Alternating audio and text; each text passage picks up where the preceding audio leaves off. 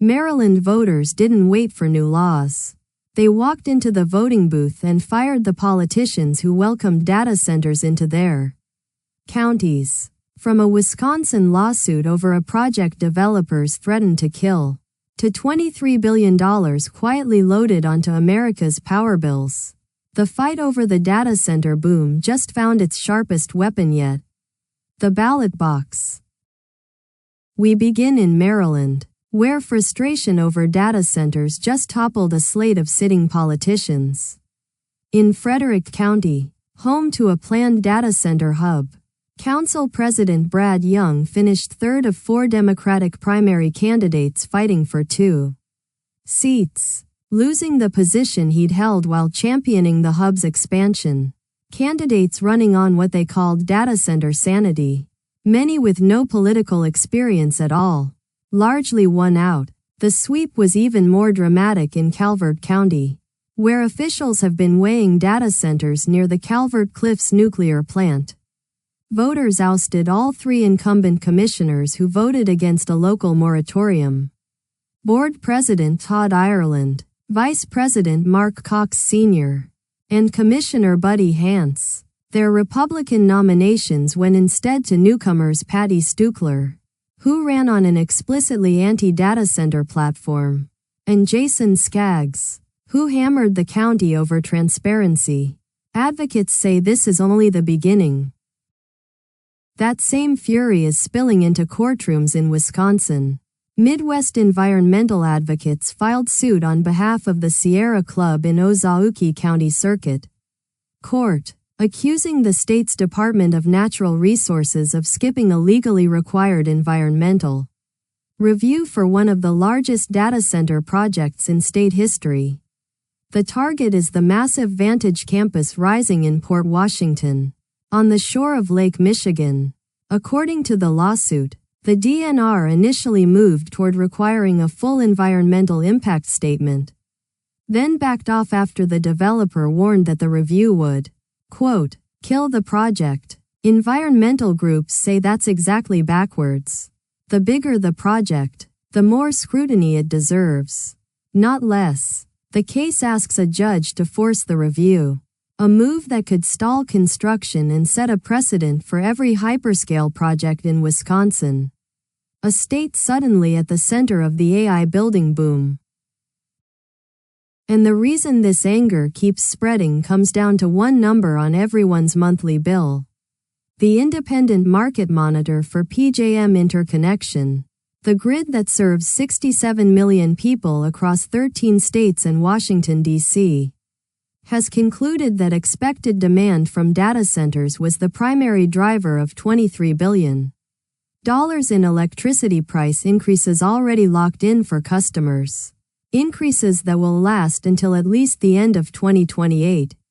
And clawing that money back is nearly impossible once capacity auctions have cleared. The strain is showing everywhere.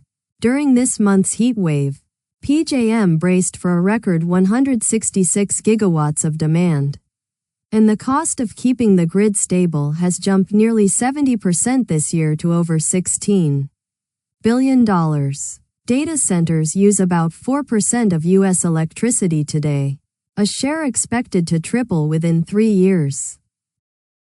Yet the demand driving those bills higher just got dramatically bigger.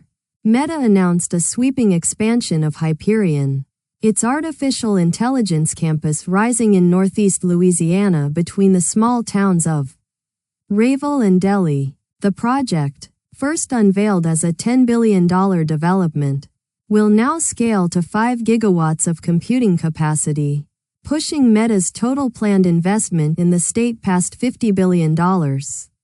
That makes Hyperion one of the largest AI data centers on the planet, a facility that will draw as much power as 5 nuclear reactors produce. To feed it, Meta's agreement with Entergy Louisiana supports 7 new natural gas generating plants, 3 grid-scale battery projects, and upgrades to existing nuclear generation. The company says the campus will support more than 1,000 permanent jobs in Richland Parish, one of the poorest corners of Louisiana. A region suddenly hosting a machine of almost unimaginable scale. The pressure on the grid is only half the story. Water tells the other half. In Illinois, the towns that said yes to data centers are now sending the bill to their own residents. Yorkville, DeKalb, and Joliet have all approved data center projects. And all three are now raising residents' water rates to pay for the infrastructure upgrades those thirsty facilities require. Homeowners packing council meetings call it hypocrisy, bringing what they call water hogs to town while families are told to conserve. The numbers explain the anger. A single large data center can swallow up to 5 million gallons of water a day for cooling. As much as a city of 50,000 people. State lawmakers in Springfield are now weighing legislation that would mandate water-efficient cooling systems for new facilities. Part of a national wave of water disclosure and permitting bills sweeping through statehouses this year. City halls are taking notice. And in Indiana's capital, the pause button just got pushed. An Indianapolis City-County Council committee voted 10-3 to advance a moratorium that would halt approvals of new data centers until December 31, 2027. Council President Maggie Lewis introduced the measure after months of protests and packed public meetings demanding the city slow down. Even the city's own Department of Metropolitan Development backed the pause, saying it welcomes time for deeper research and stakeholder engagement.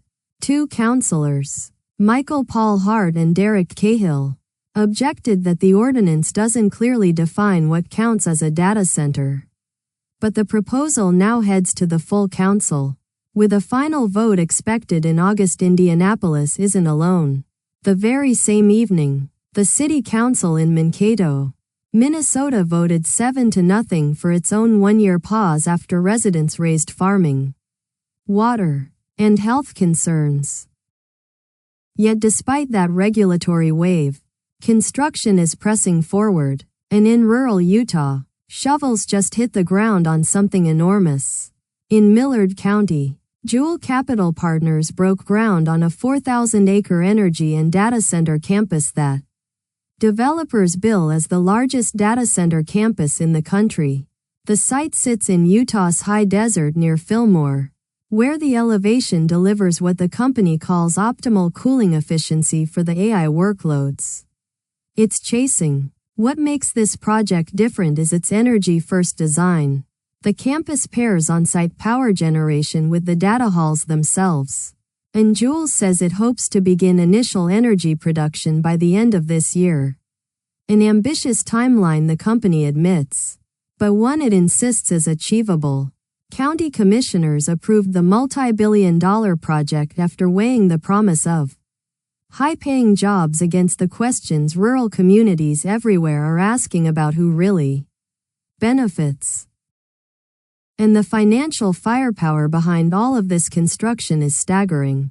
Pipeline giant Williams announced a $5.34 billion investment from a consortium led by Blackstone, joined by Apollo Global Management and accounts managed by KKR, to fund 5 power plants built specifically for data centers and other massive energy users. The investors take a 49% stake in Williams's power innovation portfolio, while Williams keeps 51% and full operational control. The projects carry names like Socrates, Apollo, Aquila, and Neo, and they share one defining feature. They're behind-the-meter plants, generating electricity directly for their customers instead of waiting years in the clogged interconnection queues that have become the industry's biggest bottleneck. Wall Street's biggest private capital firms are now betting billions that the fastest way to power AI is to skip the grid entirely. And that tells you everything about where this boom is headed. Thanks for watching. If you found this useful, subscribe, leave a like, and drop a comment. It helps us cover more of these stories.